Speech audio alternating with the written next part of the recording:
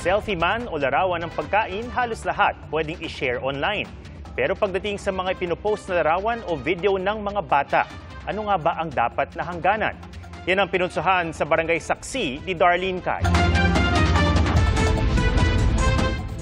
Mariing kinondena ng National Privacy Commission ang kumakalat online na video ng isang batang tinutuli. Dapat daw iwasan ng publiko ang pagpo-post ng sensitibong content. Sa panahon kung kailan halos lahat ay sinishare online, hanggang saan lang ba dapat ang pinopost tungkol sa mga bata? Para sa content creator at mommy na si Dr. May, masaya raw laging may post tungkol sa 2-year-old na anak na si Alvia. Kumbaga kahit magiging memories din po siya na kahit tumanda na kami, makikita mo pa rin na ganito pala yung anak nyo, dati ganito yung mga nagagawa niya. Bukod sa online diary, gusto niya ring pinupost ang anak na may disability o club fit para raw ma-educate ang viewers at maka-inspire. Pero alam naman daw niya ang kanyang hangganan. As a mother, syempre security pa rin po nung anak nyo yung dapat #1 priority nyo po. Kabaliktaran naman si Saralyn at Paulo. Mula nang ipanganak ang kanilang baby girl noong nakaraang taon, 3 lang ang post nila sa social media. Nagkaroon talaga kami ng takot na baka kapag pinost namin is makapture siya ng ibang tao. Nire-respeto daw nila ang mga magulang na laging may post ng mga anak sa social media.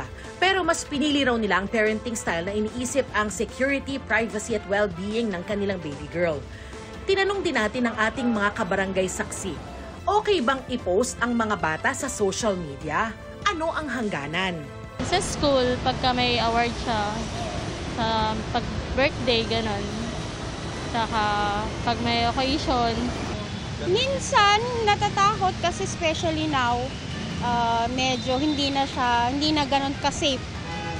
Minsan magugulat ka na lang yung mga pictures nyo nasa ibang site, tapos ginagamit nila na hindi mo alam. In public, hindi po.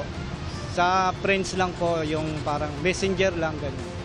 Tinanong din natin ang mga kapuso online. Sagot ng isa, pwede naman. Lalo kapag natutuwa ka sa ginagawa ng mga bata. I-private na lang daw ang post o nakikita lang ng mga kaanak at kaibigan, sabi ng isa pa.